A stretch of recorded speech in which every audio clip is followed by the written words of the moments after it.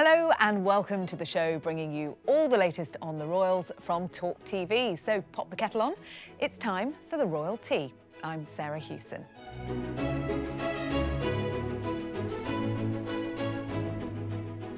We have a date. The coronation of King Charles III will take place on the 6th of May 2023, on Archie's birthday, no less. Here to discuss that and much, much more, I'm joined by royal commentator and TalkTV regular Afua Hagan, the Sun's royal editor Matt Wilkinson, and the Times royal correspondent and author Valentine Low. We will, of course, be discussing Valentine's new book a bit later. But first, King Charles's coronation will be at Westminster Abbey on Saturday, the 6th of May.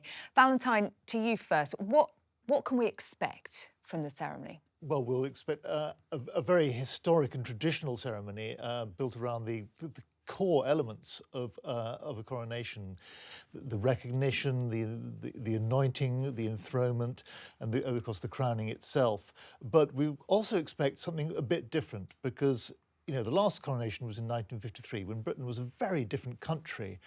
We weren't the same multicultural, multi-faith country that we are today. And Charles will definitely want to reflect some of that in this coronation. But we don't yet know how that will happen, but there will certainly be a nod to the fact that this is a different society. And Afua, we had the briefing from the palace yesterday that this was going to be a ceremony steeped in long-standing traditions, but also recognising the spirit of current times and looking ahead to the future. How do you think they do that? Well, I mean, the coronation that we had in the 1950s, 8,000 guests. I think we can probably expect around 2,000 to 2,500 guests for this coronation. So I think it will be pared down, but by no means budget coronation. There's still going to be a procession. We probably will still see a gold carriage. We will still see the crown jewels. I think what the palace mean when they say that is they're trying to take into consideration where we will be in May 2023, just after what's predicted to be quite a long, hard winter with the cost of living crisis. And I think there will be a lot of people who will think that the pomp and circumstance that we're about to see is an unnecessary expense. It's a delicate balance, isn't it, Matt? Because this is Britain on the world stage, and this is soft diplomacy in action when you see these scenes, these great spectacular scenes that we have come to expect. And yet, given the economic circumstances we find ourselves in, some parts could look out of touch. Well, possibly. I mean, we're currently told that the parameters have been laid out, that it will respect the traditions of the past 1,000 years, but it's also going to represent the modern monarchy, and that's what we're going to see. And they're worried, what kind of position are we going to be in May? Do we want to have a vast, lavish ceremony for everybody all around to watch when we may be struggling to pay energy bills and stuff like that? And my understanding is that they have laid these parameters out, that it is going to be a nod to the history, but also represent the modern monarchy. But a lot of other things haven't been sorted out, so the detail haven't been sorted out, and they've got room. So they've got room to look at what it's going to be like in 6 months to 9 months, to maybe change it, tweak it, and make it look more palatable and more enjoyable for everyone around the world. Is it fair to talk about a cut-price coronation, Valentine? Just because something's not as absurdly extravagant and lavish as it was in 1953, which has been described in an academic paper as Britain's last imperial hurrah, it doesn't mean to say it's cut price. I mean, it doesn't have to be massive to be impressive. In his time as royal correspondent at The Times, Valentine Low has broken a number of high-profile stories, including the claims that Meghan was being investigated by the palace for allegedly bullying her staff. In his new book, Courtiers, Valentine lifts the lid on what really goes on behind palace walls and tells us how the monarchy really works. Val, congratulations on the book. And the inspiration for it was that infamous Oprah Winfrey interview, am I right? Yeah, I mean, God bless the Duchess of Sussex. She gave me the inspiration for a book. There was a remark that she made when talking to Oprah. She said that there are two separate things. There's the royal family, and there are the people who run the institution, and they're very different. And it just raised the question, well, who are these people? Who are the men in grey suits? What do they do? And are they really as bad as Meghan, and indeed Diana before her, thinks? Who are they? Well, they've changed a lot. I mean, not so many years ago, a few decades ago, they were all incredibly posh. It was drawn from a very narrow circle. If they didn't go to Eton or serve in one of the smarter Guards regiment, they really weren't a contender. Now they're pretty normal, actually. They come from a relatively wide circle of people. Sometimes they work for government. They could have come from other areas. They could have come from the commercial world. And sometimes these people have been looking for a new job. They've been working for whoever it is, the BBC, the Royal Bank of Scotland, or whoever, and they get approached by a headhunter and say, "Will you come and work for a special client that turns out to be the royal family?" And they're flabbergasted because they'd never considered at all the idea of working for the royal family. And that's a good thing, because I think, in a way, the sort of people you want working for the royal family are the people who never would have dreamt of it. And we know Meghan and Harry have talked about the institution. I mean, Harry, during the Invictus Games, talking about wanting to make sure the Queen had the right people around her. That then referring to the courtiers. Yeah, that was a very loaded remark. I think basically he was pointing at the then Queen's private secretary, Sir Edward Young, who he clashed with on more than one occasion. And can I ask about this week's podcast from Meghan, Archetypes? Because during that Oprah Winfrey interview, Val, she talked about getting to her lowest ebb and not being able to seek help because it wouldn't look good within the institution. Yesterday we heard from her in her podcast about Harry's role and how he did actually seek help for her.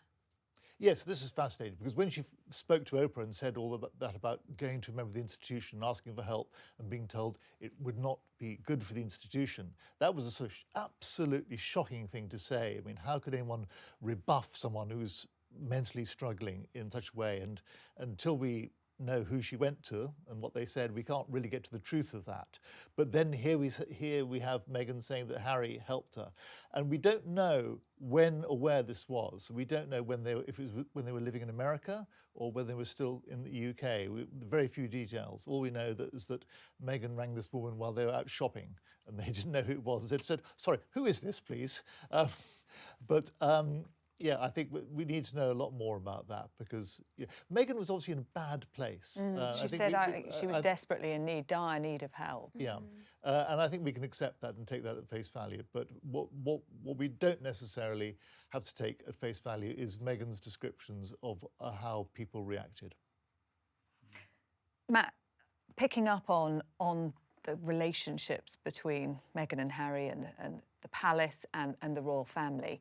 Stories this week that 2023 is pencilled in by the Sussexes to be a year of reconciliation.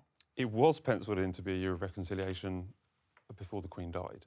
Right. So they had the plans for this book, they had that Harry's bringing out, and they had the plans for the Netflix TV show that's coming out in December.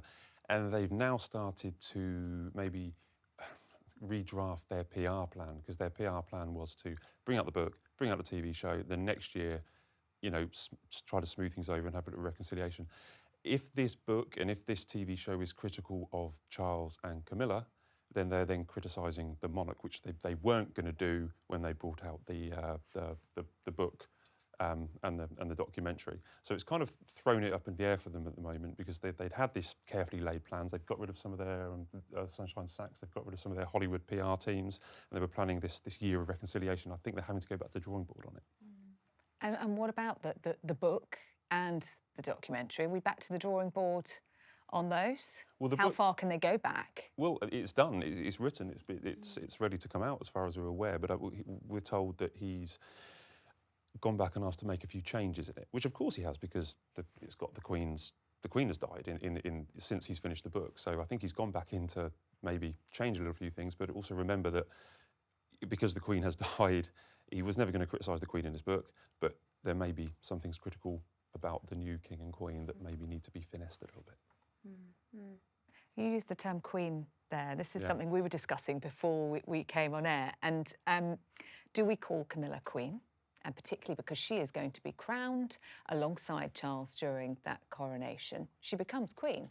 Do we call her Queen? Do we call her Queen Consort? The palace call her Queen Consort. Val, the Times calling her Queen. The Queen. And we're quite right to call her the Queen, of course. No, I think the reason the palace call her the Queen Consort for two things. One is it was to sort of ease her passage in, because there are still some people who are a little wary of Camilla.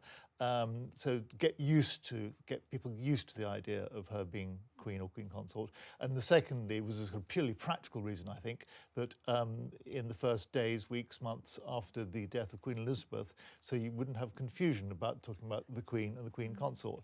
But I think there is no real reason to call her anything other than the queen. You're right, she is the queen. And I think it's going to get annoying to say queen consort Camilla, in King Charles III. They're just going to be king and queen. But it does feel a little bit too soon to me. Maybe by the time of the coronation, we'll be more used to it. I'll be over it. But for me, it still feels like if I say the queen, I'm referring to Queen Elizabeth II. So it still feels a bit too soon to me. But if the Times say she's the Queen, then that's it's good enough official, for you, isn't it? If the Times is now anointed that she is actually the Queen, then we should all abide by those rules. But we have a similar problem at the Sun with the Princess of Wales, because she's always been our Kate. Wilson Kate. Yeah, when she was dating William, she was always Kate. And there's discussions of whether we now show the ultimate respect and call her Princess Catherine or Princess of Wales, which are a bit too long. We all know her as Kate. We know her as Princess Kate. Catherine, of course. If she's anything, she's Princess Charles. Is she? Yeah, because she's not a princess in her own right. So Diana was not, strictly speaking, Princess Diana. Yeah. Everyone called her I don't think Princess Charles is going to take off, do you? That'd be more confusing. Yeah, because you've got King Charles. Welcome to the world of royal titles. And we have a royal on I'm a Celebrity, Get Me Out of Here. Mike Tindall will reportedly become the first royal to enter the ITV show. How do you think this is going to sit, Afua? How do you think this is going to go down? I mean, it's an unusual one, isn't it? Because I think after Harry and Meghan, and we've said so much, or so many people have said so much about how they have put too much of themselves out there, and perhaps, they're attracting attention to themselves and are talking too much about their royal life. I mean, if you're on I'm a Celebrity, I mean, part of it is just you're talking about your life and making friends in the camp. What tea is he going to spill on that show?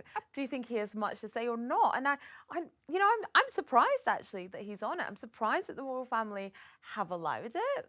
I think it's going to be really, really interesting. But I wonder if there's anybody in the royal family who is now sitting at home thinking, oh dear. Just imagine if he wins it and he's crowned King of the Jungle. We call him King Mike. King Mike. We'd love to call him King Mike. Yeah, but everyone talks about Mike Tindall as if he's royal. I mean, he's just a rugby player who married up. And of course, Zara doesn't have a title, so they are much freer to do this kind of thing. They're just working people. I mean, they've got a job. And he has a podcast in which he occasionally lets slip a few things. But he's very clever. He never lets slip anything outrageously indiscreet. Just gives enough. Yeah, enough. So I think he'll be fine. He's also not the only royal going on TV, because we've got the King going to be appearing in a special episode of The Repair Shop, Matt. Yeah, I mean, we're talking. I've watched The Repair Shop, and it's a very cosy, friendly, almost emotional show, and it kind of fits perfectly for Charles. I think it's going to be very homely. It's going to be very sweet. I think this is a carriage clock and a vase. I think it's going to be very Prince Charles. I think people are going to love it. They choose these programmes very wisely. Yeah. It's a good fit, I think, for the King. It's definitely, you're absolutely right. It's such a good fit for them.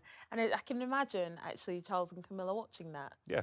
Apparently, he's a big fan of the show, and it's all about preserving craftsmanships and skills, isn't it? It's absolutely up Charles's alley. I mean, he's got a pair of shoes which he keeps getting repaired. I mean, I don't know how old sustainability. Yes, but they're about 40 years old or something, and they're made from leather that was found in a shipwreck at the bottom of the sea. I mean, the idea of keeping things going and using craftsmanship to extend their life is very much up Charles's street. Yeah, that is coming out later on this month. And we are going to finish on a lighter note. Prince William has lost his title of, wait for it, world's hottest bald man to Vin Diesel. In fact, William fell down to 5th on the list behind Vin Diesel, Stanley Tucci, Shamal Moore and Pitbull. Thought from you, Afua? I mean, clearly there was something wrong with the voting, because I don't know why The Rock is not at the top of this list. I'm sorry, Prince of Wales, but compared to The Rock, you have nothing. I know you agree with me, Matt. Yeah, that's 100% The Rock. If I'd had a chance to vote, I'd have voted for The Rock. But remember, William, only a year ago, was being compared to James Bond. He was wearing, when he was at the Earthshot Prize, he had a polo neck on and he had his blazer, and they were talking giving about... Bond. He was giving Bond vibes, so, you know, don't count him out yet. Maybe he'll win next year. It's a title everyone aspires to. Well, that is all we've got time for this week. My thanks to Afua, Matt and Valentine. We will be back next week with all the latest on the royal family, and we hope you can join us. We'll see you then.